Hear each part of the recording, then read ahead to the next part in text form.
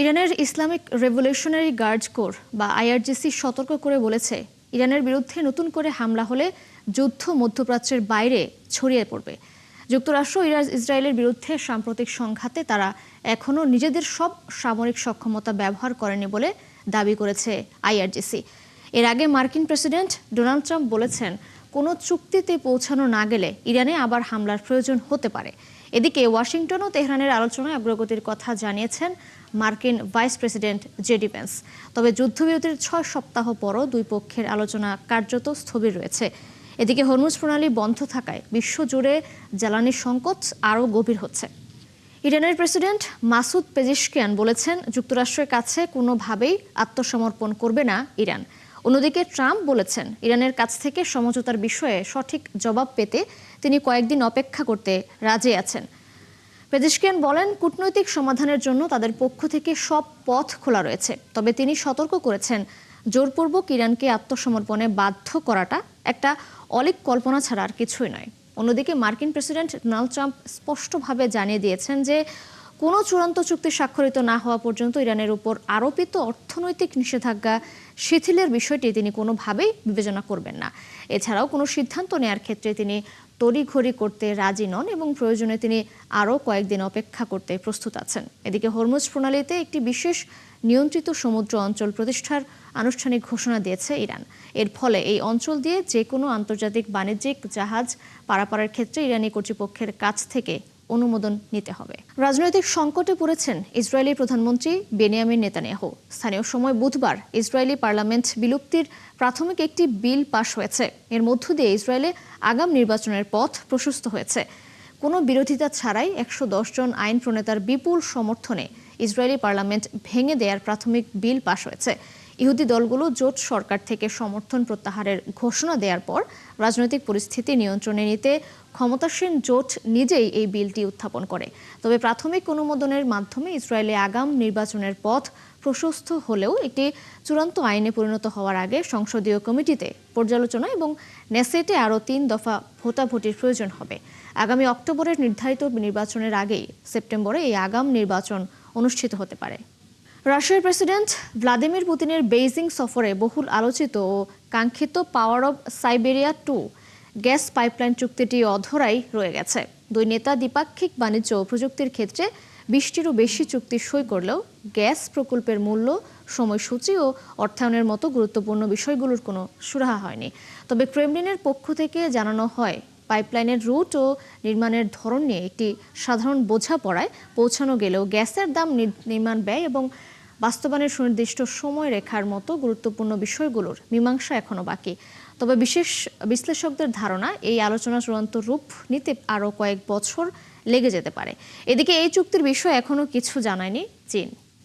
মার্কিন বিমান নির্মাতা প্রতিষ্ঠান বোয়িং থেকে 200 বিমান কেনার বিষয়টি আনুষ্ঠানিকভাবে নিশ্চিত করেছে চীন।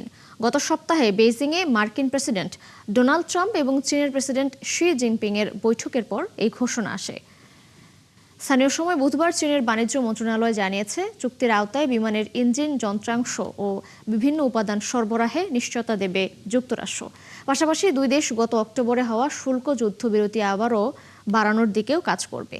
এছাড়া অন্তত $30 বিলিয়ন পণ্যে পারস্পরিক শুল্ক কমানোর উদ্যোগও নেওয়া হবে। এদিকে চীন সফর শেষে এয়ারফোর্স ওয়ানে সাংবাদিকদের ট্রাম্প বলেন, বোয়িংয়ের জন্য 200টিরও বেশি বিমানের চুক্তি হয়েছে। ভবিষ্যতে 750টি বিমানের প্রতিশ্রুতিও রয়েছে, যা এ যাবৎকালের সর্ববৃহৎ অর্ডার হতে যাচ্ছে। চীনের দক্ষিণাঞ্চল ও মধ্যাঞ্চলে বন্যায় 25 জন নিহত হয়েছে। নিখোঁজ রয়েছে আরও অনেকেই। বন্যায় বন্ধ রাখা হয়েছে স্কুল ও ব্যবসা প্রতিষ্ঠান। বিঘ্নিত হচ্ছে যানবাহন চলাচল ও বিদ্যুৎ সরবরাহ ব্যবস্থা। চীনের আবহাওয়া সংস্থা জানিয়েছে, জিয়াংশি, আনহুই, হুনান সহ আর বেশ কিছু প্রদেশের বিভিন্ন এলাকা ও শহর ভূমিধস, বন্যা ও জলাবদ্ধতা সহ বৃষ্টিজনিত বিপর্যয়ের উচ্চ ঝুঁকিতে আছে। ফলে হুমকির মুখে পড়েছে জনজীবন।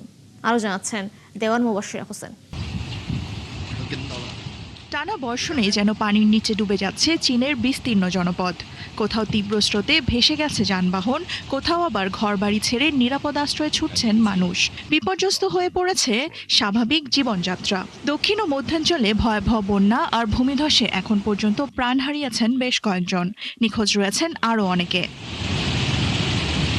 চীনের রাষ্ট্রীয় সংবাদ মাধ্যম ও আন্তর্জাতিক সংবাদ সংস্থা এএফপির তথ্য অনুযায়ী সবচেয়ে বেশি ক্ষতিগ্রস্ত হয়েছে দক্ষিণাঞ্চলের গুয়াংশি ও গুইজো এবং মধ্যাঞ্চলের হুবেই প্রদেশ।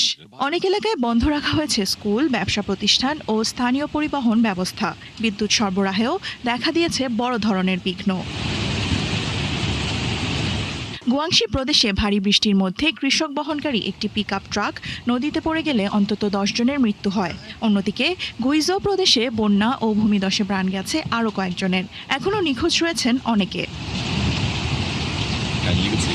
মধ্যাঞ্চলীয় হুবেই প্রদেশের জিংজৌ শহরে হাঁটু সমান পানিতে আটকা পড়েছেন বহু বাসিন্দা। শহরের বিভিন্ন সড়কে ডুবে গেছে যানবাহন। এছাড়া বাড়িঘরের দেয়াল ও ছাদ ধসেও হতাহতের ঘটনা ঘটেছে। জিয়াংশি, আনহুই, হুনান সহ আরও কয়েকটি প্রদেশ এখনও বৃষ্টিজনিত দুর্যোগের ঝুঁকিতে রয়েছে। নতুন করে রয়েছে বন্যা ও ভূমিধসেরও আশঙ্কা। এরই মধ্যে পরিস্থিতি মোকাবেলায় জরুরি উদ্ধার ও ত্রাণ কার্যক্রম শুরু করেছে চীন সরকার। ক্ষতিগ্রস্ত এলাকাগুলোর জন্য বরাদ্দ দেওয়া হয়েছে 150 মিলিয়ন ইউয়ান। পাশাপাশি নিহত ও নিখোঁজদের পরিবারকে আর্থিক সহায়তার ঘোষণা দিয়েছে কর্তৃপক্ষ। দেওয়ান মুবাশশিরা হোসেন, ৭১। হত্যা, ষড়যন্ত্র সহ একাধিক অভিযোগে কিউবার সাবেক নেতা রাহুল কাস্ট্রোর বিরুদ্ধে মামলা করেছে যুক্তরাষ্ট্র। স্থানীয় সময় বুধবার মিয়ামির ফ্রিডম টাওয়ারে এক সংবাদ সম্মেলনে ভারপ্রাপ্ত অ্যাটর্নি জেনারেল টড ব্লাঙ্ক কথা বলেন। মার্কিন অভিযোগে বলা হয় 1996 সালে কিউবা ও ফ্লোরিডার মাঝামাঝি আকাশসীমায় দুটি বিমান ভূপাতিত করে 4 জনকে হত্যার ঘটনায় রাউল কাস্ট্রো সহ আরও 5 জন জড়িত ছিলেন। নিহতদের মধ্যে 3 জন ছিলেন মার্কিন নাগরিক, আর ঘটনার সময় কাস্ট্রো ছিলেন কিউবার সশস্ত্র বাহিনীর প্রধান। এসব অভিযোগে যাবজ্জীবন কিংবা মৃত্যুদণ্ড পর্যন্ত হতে পারে 94 বছর বয়সী কাস্ট্রোর। একসময় রাজনৈতিক স্থিতিশীলতার উদাহরণ হিসেবে দেখা হতো যুক্তরাজ্যকে, অথচ গত 1.5 দশকে দেশটিতে প্রধানমন্ত্রী বদল হয়েছে 6 বার। শুধু 2022 সালেই 3 বার পরিবর্তন হয়েছে ডাউনিং স্ট্রিটের নেতৃত্ব। সবশেষ কিয়ার স্টারমার ক্ষমতায় এলেও অর্থনৈতিক চাপ, ব্রেক্সিট পরবর্তী সংকট, মূল্যস্ফীতি ও জন অসন্তোষে আবারও নড়বড়ে হয়ে উঠেছে ব্রিটিশ রাজনীতি।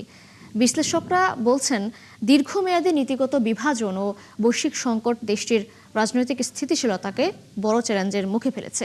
বিস্তারিত ওয়ারিসুল ইসলামের প্রতিবেদনে। স্থানীয় নির্বাচনে ক্ষমতাসীন লেবার পার্টির ব্যাপক ভরাডুবির পর থেকেই উত্তপ্ত যুক্তরাজ্যের রাজনীতি। বারবারই দাবি উঠছে প্রধানমন্ত্রী কিয়ার স্টারমারের পদত্যাগ নিয়ে। তবে যুক্তরাজ্যে এটি নতুন কিছু নয়। 1 বছরেই 3 বার প্রধানমন্ত্রী বদলের রেকর্ড আছে দেশটিতে। সরকার ব্যবস্থা ও পিছিয়ে পড়া অঞ্চলগুলো নিয়ে বরিস জনসনের উচ্চাকাঙ্ক্ষা থাকলেও কাজে তা প্রমাণ করতে পারেননি তিনি। তাই 2022 সালে ক্ষমতা ছাড়তে হয় তাকে। পরে ক্ষমতায় এসে তহবিল ছাড়াই কর কমানোর পরিকল্পনা চালু করেন লিজ ট্রাস, যা অর্থনীতিকে ধসের মুখে ফেলে। ফলে তাকেও ছাড়তে হয় ডাউনিং স্ট্রিট।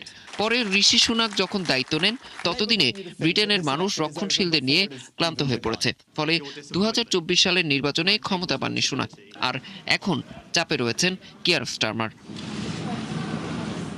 বিশ্লেষকরা বলছেন, রাজনৈতিক এই টালমাটাল অবস্থার পেছনে রয়েছে অনেক সমস্যা। 2008 সালের অর্থনৈতিক মন্দা থেকে দেশটি কখনোই পুরোপুরি ঘুরে দাঁড়াতে পারেনি। এরপর ব্রেক্সিট, করোনা মহামারী এবং রাশিয়া ইউক্রেন যুদ্ধের কারণে সৃষ্ট মূল্যস্ফীতির ধাক্কা সামলে উঠতে বেগ পেতে হচ্ছে ব্রিটেনের। অর্থনীতির পাশাপাশি ধাক্কা খেয়েছে ব্রিটেনের 100 বছরের পুরনো নির্বাচন ব্যবস্থাও। ঐতিহ্যগতভাবে লেবার ও কনজারভেটিভ এই 2 দলের বাইরে এখন ইংল্যান্ডে খেলা হচ্ছে 5মুখী, আর স্কটল্যান্ড ও ওয়েলসে স্বাধীনতার পক্ষের শক্তির কারণে তা রূপ নিয়েছে 6মুখী লড়াইয়ে। কট্টর ডানপন্থী রিফর্ম ইউকে কিংবা গ্রিনসদের উত্থান বড় 2 দলের ভিত কাঁপিয়ে দিচ্ছে। বিশ্লেষকদের মতে, জনগণের কাছে নিজের অর্জনগুলো তুলে ধরতে না পারায় স্টারমারের বিকল্প খুঁজছে লেবার পার্টি। আর তাই সবার চোখ এখন ম্যানচেস্টারের জনপ্রিয় মেয়র অ্যান্ডি বার্নহ্যামের দিকে। মেকারফিল্ডের আসন্ন উপনির্বাচনে কট্টর ডানপন্থীদের হারিয়েই তাকে পার্লামেন্টে আসতে হবে, যেখানে হারলে তা হবে লেবার পার্টির বিদায় সংকেত। ওয়ারিসুল ইসলাম, ৭১। সবুজ পাহাড়, ঘন বন আর তার মাঝেই রঙিন ডানার ঝাঁক। চীনের ইউনান প্রদেশের হংহে প্রজাপতি উপত্যকা এখন যেন প্রকৃতির এক জীবন্ত উৎসব। আবরণ ভেঙে বেরিয়ে আসা লাখো প্রজাপতির উড়াউড়িতে মুগ্ধ পর্যটক ও প্রকৃতিপ্রেমীরা। দর্শক আরও জানাচ্ছেন চৈতি সরওয়ার। চীনের ইউনান প্রদেশের জিনপিং কাউন্টিতে হংহে প্রজাপতি উপত্যকা এখন রূপ নিয়েছে রঙিন প্রজাপতির স্বর্গে। বসন্তের শেষ আর গ্রীষ্মের শুরুতে এখানে দেখা মিলছে লাখো প্রজাপতির একসাথে ডানা মেলার বিরল দৃশ্য। প্রতি বছরের মতো এবারও উপত্যকার বন জুড়ে উঠছে অসংখ্য প্রজাপতি। বিশ্বের অন্যতম সমৃদ্ধ প্রজাপতির আবাসস্থল হিসেবে পরিচিত এই এলাকায় রূপান্তর শেষে একসাথে বেরিয়ে আসে লাখো প্রজাপতি, আর সেই দৃশ্যে যেন রঙিন হয়ে ওঠে পুরো বনভূমি। আমি কুনমিং থেকে এসেছি শুধু প্রজাপতি দেখার জন্য। এখানকার বন আর সবুজের মাঝে হলুদ প্রজাপতির দৃশ্য সত্যিই অসাধারণ। হংহে প্রজাপতি জাদুঘরের পরিচালক ও গবেষক জানান, এই উপত্যকা শুধু সৌন্দর্যের জন্যই নয়, জীববৈচিত্র্যের দিক থেকেও অত্যন্ত গুরুত্বপূর্ণ। এখানে চীনের সবচেয়ে বড় ও দুষ্প্রাপ্য প্রজাতির প্রজাপতির দেখা মেলে। এই উপত্যকায় চীনের সবচেয়ে বড় ও বিরল প্রজাতির প্রজাপতি পাওয়া যায়। প্রতি বছরই গোল্ডেন কাইজার, ই হাইন্ডের মতো বিরল প্রজাতির প্রজাপতি এই অঞ্চলে দেখা যায়, যা গবেষক ও প্রকৃতি প্রেমীদের কাছে বিশেষ আকর্ষণ। সবুজ পাহাড় আর ঘন বনের ভেতর হাজারো প্রজাপতির ডানা ঝাপটানোর এই দৃশ্য এখন পর্যটক, আলোকচিত্রী ও প্রকৃতি প্রেমীদের কাছে এক অনন্য আকর্ষণে পরিণত হয়েছে। চৈতি সরওয়ার, ৭১। এই ছিল এখনকার আয়োজনে। বিশ্বের আরও নতুন কিছু খবর ও বিশ্লেষণ নিয়ে দুপুর ১:৩০টায় আবারও হাজির হবে বিশ্বযোগ। সরাসরি সংবাদ অনুষ্ঠান দেখতে চোখ রাখুন ৭১-এর ফেসবুক পেজে এবং সাবস্ক্রাইব করুন ৭১-এর ইউটিউব চ্যানেল। থাকুন ৭১-এর সাথেই।